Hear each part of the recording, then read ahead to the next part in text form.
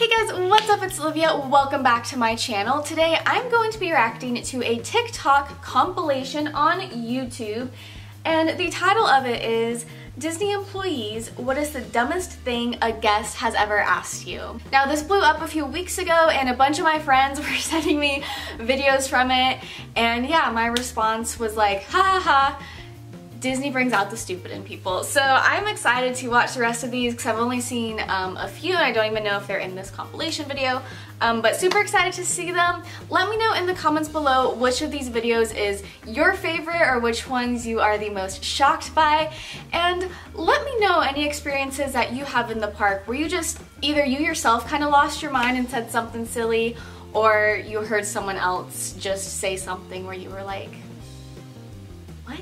The dumbest thing a guest has asked you while working in Disney World? I have been waiting for this one.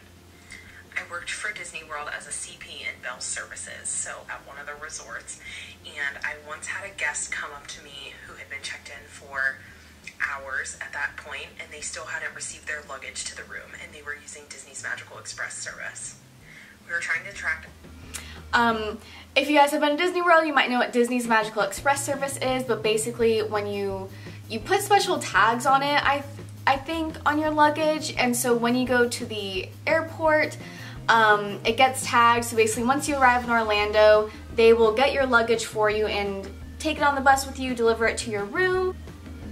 On their luggage, and we couldn't find it anywhere in our system, so we finally asked the guest where they left their luggage. They told us that they left it on their front porch of their home because they thought the service was magical and that they would come pick it up and take it to their room, as if there's a magical bus that goes around all over the world. Okay, yeah, so with Disney Magical Express, you gotta actually check it in at the airport. That's funny. That's one of those times where it's just like, I'm sure looking back on it, the guests logically are like, oh my god, like why did we do that? Like, I kind of see on the moment you think that, but also read the instructions, people. Yeah, hi.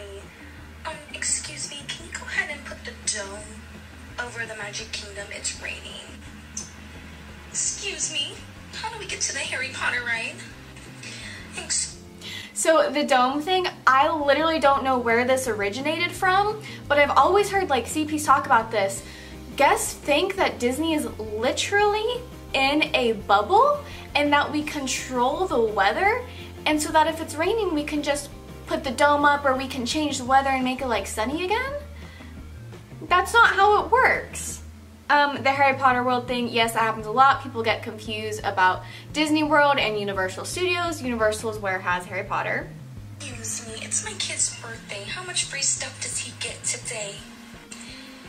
Excuse me, we had to wait 45 minutes for Peter Pan's flight. We would like a complimentary stay in the Cinderella Castle suite.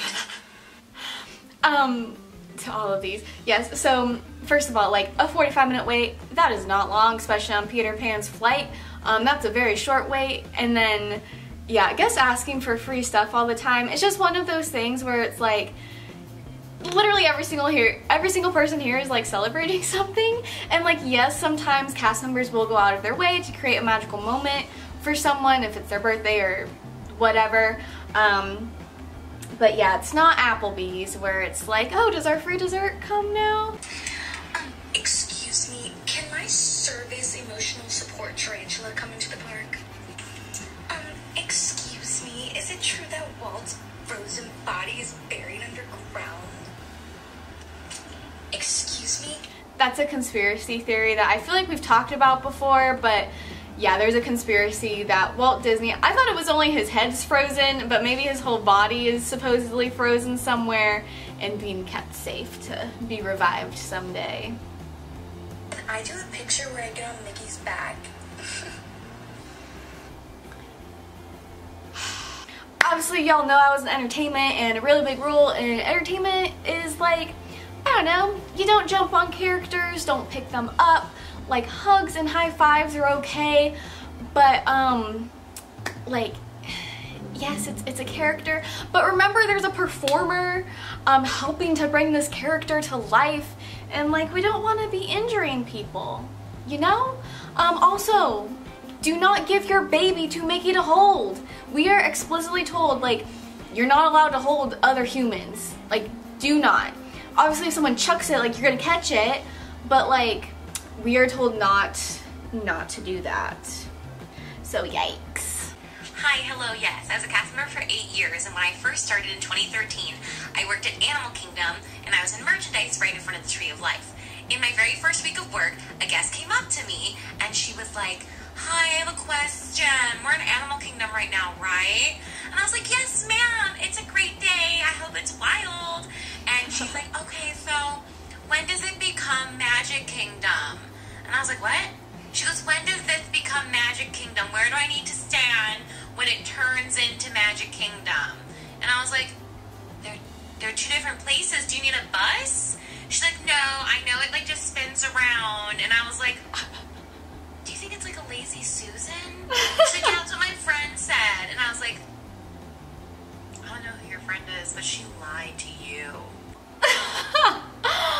Oh my goodness gracious. That's the thing. It's like Disney World, it is confusing, especially coming from Disneyland. I'm from the West Coast, so like it's literally Disneyland and then like a football field's length of like just a brick walking path to Disney's California Adventure, and literally connected to that is our downtown Disney, so it is all in one little area that is walkable.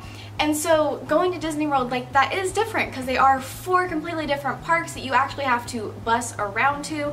And then Disney Springs, like their version of downtown Disney, is in a different place as well. So I totally see how it's confusing, especially if like your only park experience has been like Six Flags or something, right? Where it's like one park, it's in its place, there's not more options.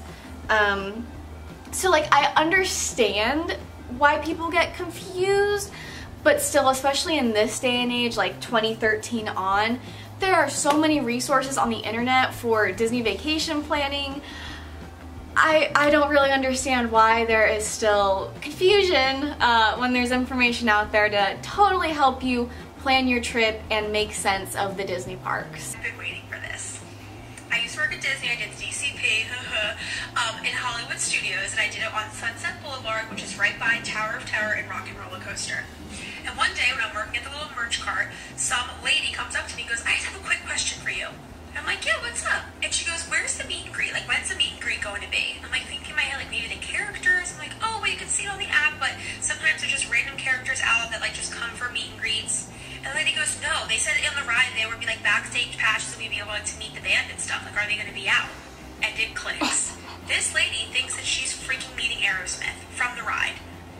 On the Aerosmith ride, Rock and Roller Coaster, they talk about how they're going to have backstage passes that everyone can join. Bro, they're not real. That video was taken like 20-something years ago, and this lady swore she was meeting them. So my response, "Oh, they come out for random meet and greets, like it's just random." And the lady goes, "Oh, okay," just walks away. Okay, again, if you've never been to Disney World, there is probably, I would say, like our biggest roller coaster is Rock and Roller Coaster, and the theme of it is you meet Aerosmith and they're late for like maybe an award show, or no, like an actual show. So they're like, "Okay, come on, like we need to get to it quickly."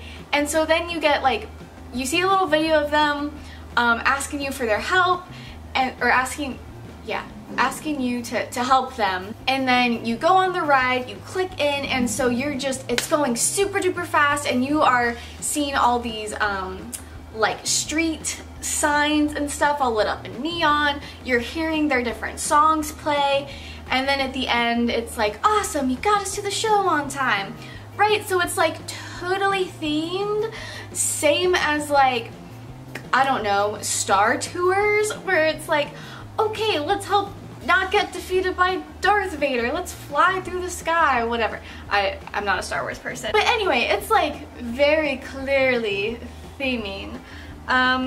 So that's sad and hilarious that yeah, someone didn't realize that it's just the theme of the ride and that Aerosmith was actually coming to meet them. Excuse me, why does the castle in Magic Kingdom not look like the one from Harry Potter? You mean Hogwarts? Because that's Universal. No, it's not. I specifically paid for that one. Yes, ma'am. Fortunately, we only have Cinderella's castle here. We don't have Hogwarts because it's Universal. I have a magical day. Again, so true. People do not do their research beforehand. They don't understand that Disney and Universal are two separate parks on different sides of Orlando. And Universal is where Harry Potter World is. That's not us. Supposedly, word on the street is that Disney was in the bidding war to get Harry Potter World, like, as a part of Disney World, but they wanted to stray from J.K. Rowling's vision a little bit, so she has obviously thought of, like, Diagon Alley and stuff as being very, like, squished. Like, you have to go through, like, these tight little areas and it's just crowded with people, but Disney supposedly, again, this is, like, through the grapevine, they wanted to make it much more, like, accessible, and so they wanted to, like, widen things out and make it bigger, and apparently for that reason, that's why J.K. Rowling decided to go with Universal instead. I don't know if that's true or not, but that is kind of like the story that goes around of why Universal has Harry Potter World and Disney does not. But if you ever get the chance, Universal did a freaking fantastic job at making it look like, literally like you're in the movie. Like, Diagon Alley looks exactly like the movie. When you go inside Hogwarts, moving pictures, it's seriously insane. This makes me happy. So I work for Disney Cruise Line. We have an island in the Bahamas called Castaway Cay. One of my jobs is to stand at the snorkel area and make sure everyone's kind of following the rules. And we get a few of these questions. So, 1, can you turn up the temperature of the water? No, it's the ocean. 2, can you put more fish? Like, we need more fish because we didn't see very much. It's the ocean.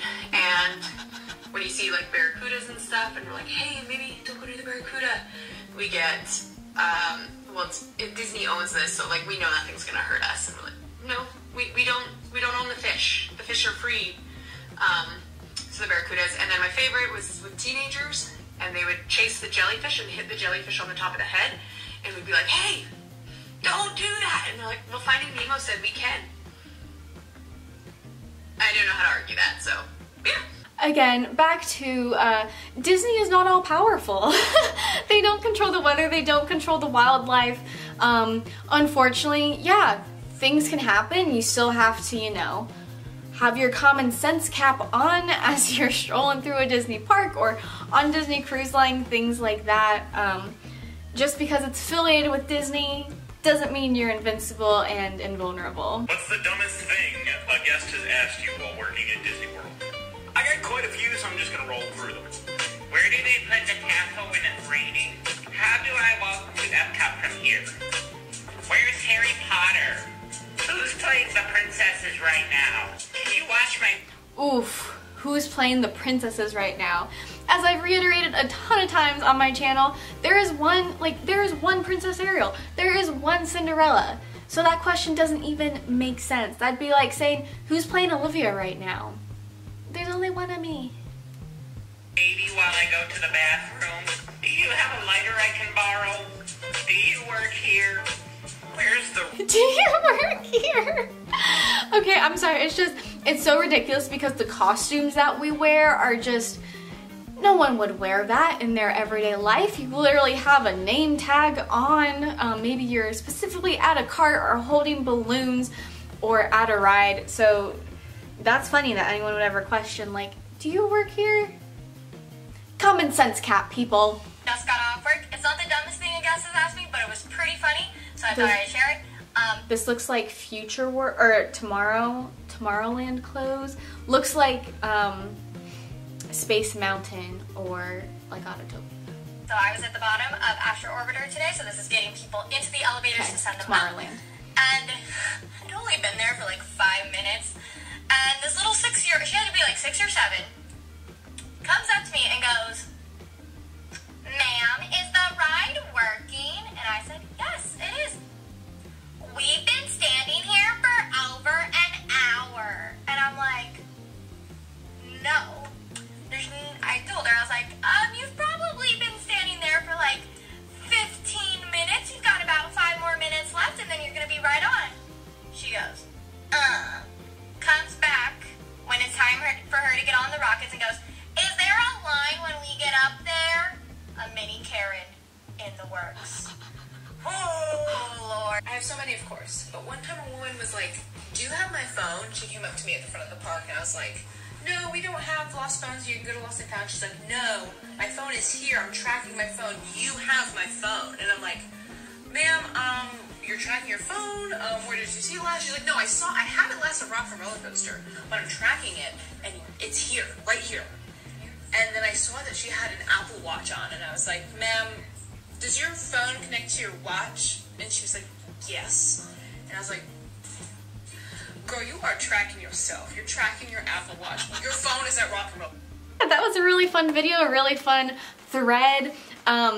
Yeah, it's fun that on TikTok there's trends about like Disney World specifically and cast members, and I've seen ones that are really positive too, like name a time where a cast member created a memorable experience. So I look forward to seeing more videos like that. So if you guys enjoyed this video, please give it a big thumbs up. Let me know down below which one was your favorite or the most shocking, or any personal experiences you have with either asking dumb questions yourself or witnessing someone asking dumb questions in the park. Anyways, I hope you guys have a wonderful day. Keep dreaming out loud, and I will see you guys next time.